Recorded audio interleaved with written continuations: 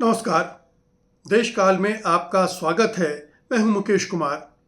दोस्तों, ब्रिटेन में पिछले 10 सालों में 6 प्रधानमंत्रियों की छुट्टी हो गई है। कीर स्टामर ने इस्तीफा देने की घोषणा कर दी है और अब 7वां प्रधानमंत्री देश की बागडोर संभालेगा।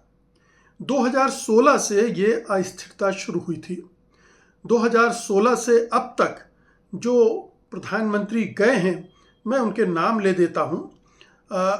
डेविड कैमरून से शुरुआत हुई थी, इसके बाद थेरेसा मे गई, फिर बोरिस जॉनसन गए, फिर लिज ट्रस गई और फिर ऋषि सुनक गए और अब कीर स्टामर को भी जाना पड़ा है।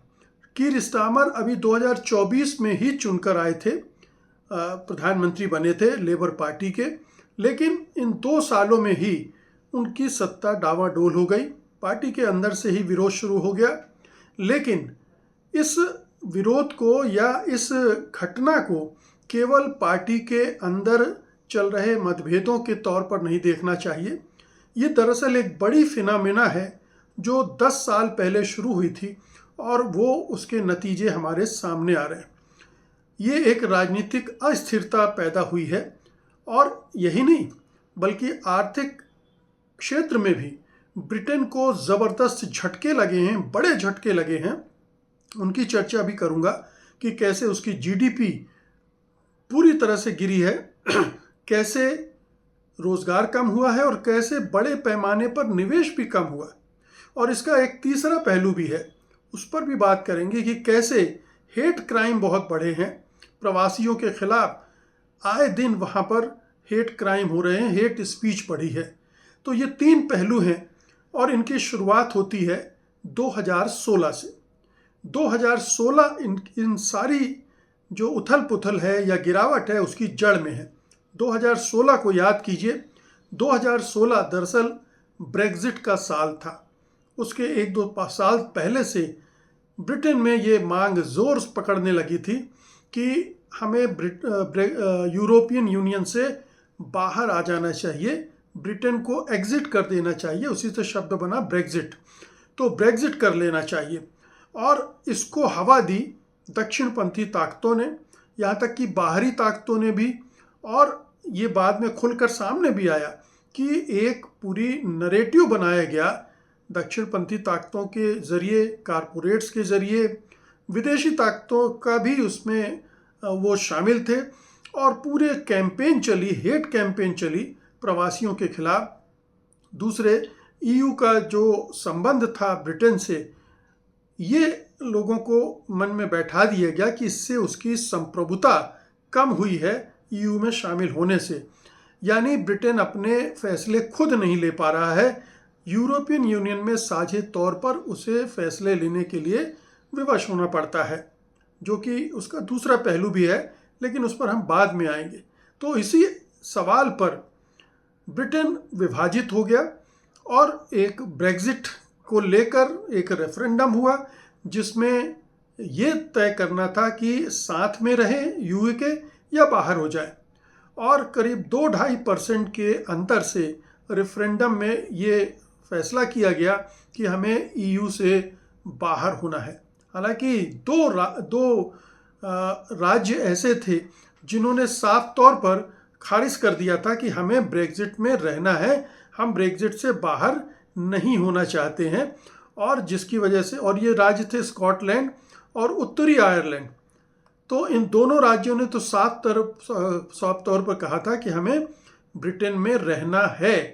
तो ये उस समय का एक पृष्ठभूमि है और 2016 को ये रेफरेंडम हुआ, रायशुमारी हुई, उसमें ये तय हुआ और फिर पूरे ईयू के साथ बातचीत करके 2020 के अंत में ब्रिटेन ईयू से बाहर हो गया। और उसके बाद 6 साल से अब वो अलग है, अपने फैसले खुद ले रहा है। सवाल उठता है कि ये जो अलग होना था ये कितना भारी पड़ रहा है ब्रिटेन के लिए। तो एक एक करके देखते हैं। मेरे ख्याल से सबसे ज़रूरी और सबसे चौंकाने वाले आंकड़े जो आए हैं वो आर्थिक क्षेत्र के आए हैं। उन पर गौर करना चाहिए कि ब्रिटेन ने उन्माद में आकर या ये जो प्रवासी विरोधी भावनाएं वहाँ भड़का दी गई थीं कि जो प्रवासी आ रहे हैं उनकी वजह से उनके रोज़गार कम हो रहे हैं वगैरह वगैरह, जो हर देश में यही चल रहा है, हिंदुस्तान में भी ये चल रहा है। इसलिए मुझे इसको समझाने की ज़रूरत आपको नहीं है, आप बखूबी समझ गए होंगे कि वहाँ का जो गोरा समुदाय है, बहुसंख्यक समुदाय है, वो प्रवासियों को नहीं चाह रहा था और चाह रहा था कि प्रवासियों की संख्या पर बहुत बुरी तरह से लगाम लगे। ईयू में जो फैसिलिटी थी कि आसानी से मूवमेंट होता था प्रवासियों का, ब्रिटेन में काम करके चले गए वगैरह वगैरह, तो वो अखर रहा था और उसको बंद करने के लिए ये सारी चीज़ें की गई। और कहीं ना कहीं ये भी दिमाग में था कि ब्रिटेन अगर अलग होगा तो ईयू से ज़्यादा अच्छा परफॉर्म करेगा, क्योंकि उस समय पाउंड भी काफ़ी मजबूत होता था। तो ये सारी चीज़ें देखकर ब्रिटेन अलग हुआ। अब असर क्या पड़ा, इन 10 सालों में कहाँ पहुँचा यूके, ये देखने की बात है। तो सबसे बड़ी जो चौंकाने वाली बात है, या जो ब्रिटेन के लोग हैं उनके लिए चिंता की बात होनी चाहिए, कि जीडीपी 2025 तक यूके की जीडीपी 6 से 8% तक कम हो गई थी। आप समझ रहे हैं कि अगर वो ईयू के साथ बना रहता तो ये दुर्गति ना होती, उसकी जीडीपी 6 से 8% कम ना हुई होती। अलग होने का सीधे इम्पैक्ट उसके परफॉर्मेंस पे पड़ा, और उसके इतनी 6 से 8% जीडीपी भयानक गिरावट है। इसको मामूली नहीं समझना चाहिए। किसी देश की अगर जीडीपी इतनी गिर जाए तो उसके चौतरफे प्रभाव पड़ते हैं। इसका मतलब ये है कि जीडीपी के गिरने का मतलब ये है कि अब वहाँ उत्पादन कम हो रहा है। उत्पादन कम हो रहा है, इसका मतलब औद्योगिक गतिविधियाँ ठप पड़ गई हैं, कम हो गई हैं, और इसका अगला मतलब ये है कि रोज़गार का जनरेशन भी कम हो गया है, तो बेरोज़गारी भी फैल रही है। तो जीडीपी के गिरने का ये फिर एक दूसरा नुकसान, जो इन्वेस्टमेंट है वो 12 से 18% कम हो गया है। अब आप सोचिए, मैसिव गिरावट आई है, 12 से 18%।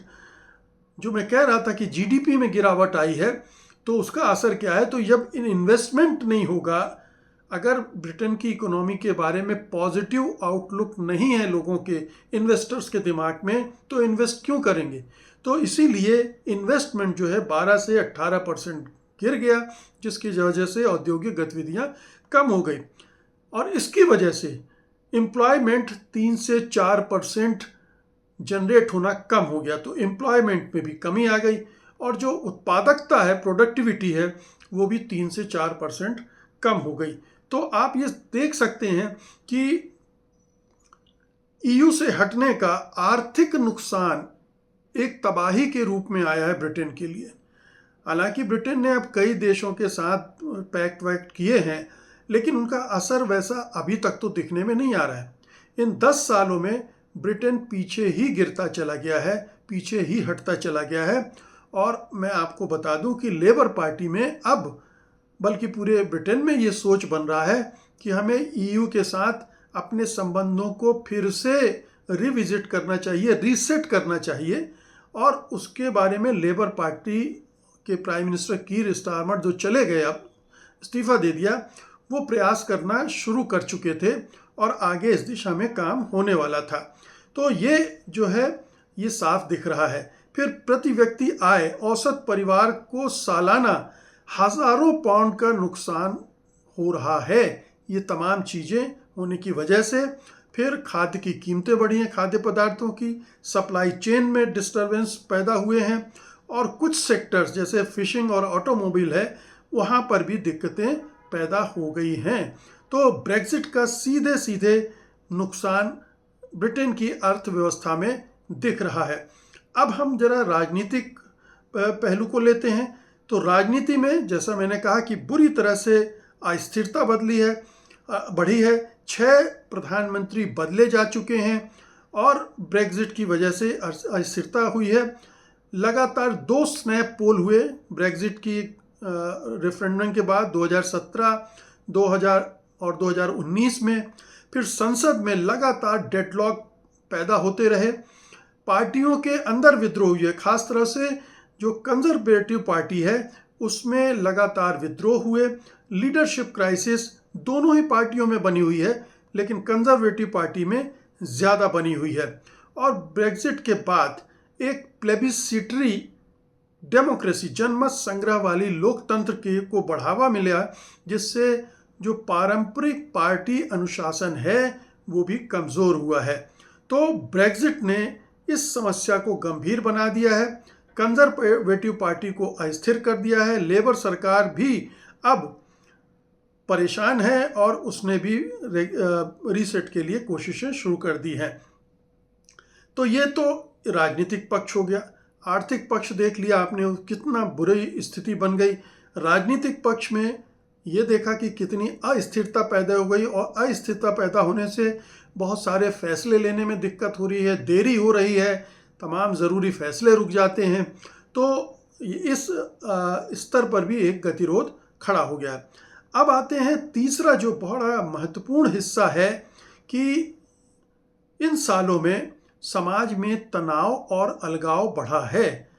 ये पिछले 10 साल का निचोड़ है कि जो ब्रेग्जिट की मुहिम चली थी उसमें एक बड़ा रोल दक्षिणपंथी और जो नस्लवादी पार्टियां हैं, नाज़िल फराज जैसे जो नेता हैं, वो सब इसमें शामिल थे। कंजर्वेटिव नेता शामिल थे और उन्होंने एंटी इमिग्रेशन जो भावनाएं हैं उनको भड़काकर ही ब्रेग्जिट को सफल बनाया था। तो अब वो जो भावनाएं भड़काई हुई थी उसकी वजह से स्थितियां और बिगड़ गई हैं और सामाजिक स्तर पर विभाजन हुआ है। सामाजिक स्तर पर विभाजन इस तरह से हुआ कि जो उम्र और शिक्षा वर्ग के आधार पर कम पढ़े लिखे और पुरानी पीढ़ी के थे वो तो यूयू से बाहर निकलने के पक्ष में थे, जबकि युवा और जो पढ़े लिखे थे वो बने रहना चाहते थे, लेकिन वो उनकी नहीं चली। तो ये एक बड़ा खेल हुआ है। जहाँ तक इमिग्रेशन का सवाल है तो जो ईयू से होने वाला इमिग्रेशन था वो तो काफ़ी हद तक कंट्रोल हो गया, लेकिन दूसरे देशों से ब्रिटेन में इमिग्रेशन बढ़ गया। यानी इमिग्रेशन बढ़ने से इमिग्रेशन पर कंट्रोल नहीं हो पाया। अभी भी ब्रिटेन में लगातार इसको लेकर बहस चल रही है, नए नए कानून बनाने की बात हो रही है, तरह तरह के प्रतिबंध लगाने की बात हो रही है, लगाए भी गए हैं। लेकिन चूंकि ब्रिटेन की निर्भरता बाहरी लेबर पर है, मैन पावर पर है, इसीलिए वो ईयू से निकलकर भी इससे मुक्त नहीं हो पाया है और एक अंधा विरोध जो शुरू किया था उसके नतीजे सामने हैं। रेफरेंडम के बाद से जो नस्ली और रिलीजियस हेट क्राइम है उनमें 15 से 25% की बढ़ोतरी हुई है, ख़ास तौर पर इंग्लैंड और वेल्स वाले इलाकों में। और लगातार हिंदुओं को, सिखों को, मुसलमानों को टारगेट किया जा रहा है, वहाँ पर निशाना बनाया जा रहा है। बांग्लादेशियों को, एशियाई मूल के जो ख़ास तौर पर वहाँ लोग हैं उनको बहुत निशाना बनाया जा रहा है। हेट स्पीच में बढ़ोतरी हुई है, हेट क्राइम में बढ़ोतरी हुई है और इससे जो अभी पिछले कुछ हफ्तों में पोलिश, रोमानियन आदि के खिलाफ हिंसा बढ़ी है, उनका उत्पीड़न बढ़ा है। तो ये साफ दिख रहा है कि जो इमिग्रेशन का सवाल बना था मुख्य मुद्दा ब्रेग्जिट में, वो किस तरह से उलटकर भारी पड़ रहा है।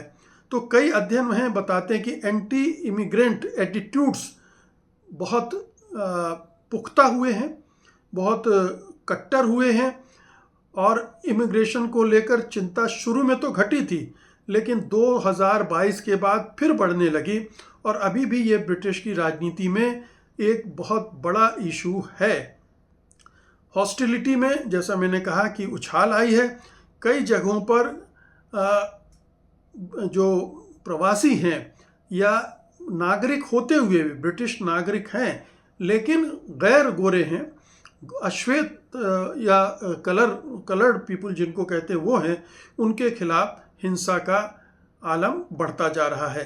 तो ये 3 एस्पेक्ट ब्रेग्जिट के आप देख सकते हैं कि उस समय एक उन्माद का वातावरण बनाया कि ब्रेग्जिट ब्रिटेन को बाहर आ जाना चाहिए यूरोपियन यूनियन से बाहर आ जाएगा तो ब्रिटेन अपने दम पर फैसले करेगा, पूरी संप्रभुता आ जाएगी, उसका पौंड बहुत मजबूत है तो अंतर्राष्ट्रीय राजनीति में पौंड का जलवा और कायम हो जाएगा और ब्रिटेन जो है वो ये जो इमिग्रेंट्स हैं उनसे मुक्त हो जाएगा। तो इन तमाम मोर्चों पर नाकामी साबित हुई, बल्कि उल्टा उसकी वजह से ब्रिटेन में तबाही हो रही है, बर्बादी हो रही है। ये दांव उल्टा पड़ा है। ये उन्माद जो पैदा किया था वो ब्रिटेन के लिए नुकसानदेह साबित हो रहा है। अब ये ब्रिटेन का जो उदाहरण है ये दुनिया भर के लिए मिसाल है। क्या मिसाल देता है ये ब्रिटेन का उदाहरण? एक, कि ये जो रिलीजियस हेट क्राइम है या हेट स्पीच है, इससे देश के अंदर वातावरण खराब होता है और ये जो विदेशी का मसला है, घुसपैठिए का मसला है, इमिग्रेंट्स का मसला है, ये समाज में दुराव और अलगाव पैदा करता है, जिससे सामाजिक और राजनीतिक अस्थिरता पैदा होती है और वो देश के लिए नुकसानदेह साबित होती है। दूसरा, दुनिया से काट कर अगर आप अपने आप को सोच रहे हैं कि अपने पैरों पे खड़े होकर आप बड़े हो जाएंगे तो ये नहीं मुमकिन है। ब्रिटेन 1973 के आसपास से यूरोपियन यूनियन में शामिल था। उसके ज़रिए जो सामूहिक फैसले होते थे उसको लाभ भी मिलता था, कुछ नुकसान भी हो जाते हैं जब आप साथ मिलकर काम करते हैं, लेकिन अगर इन टोटलिटी देखें तो ब्रिटेन को फ़ायदा हो रहा था। लेकिन जैसे ही 2016 में उसने ये मूर्खता भरा निर्णय लिया, उन्माद में आकर ये फैसला किया, उसके दुष्परिणाम आज ब्रिटेन भुगत रहा है और जो भी देश ऐसा करेगा उसे भी इसी तरह के दुष्परिणाम भुगतने पड़ेंगे। बहुत बहुत शुक्रिया आपका। धन्यवाद। नमस्कार।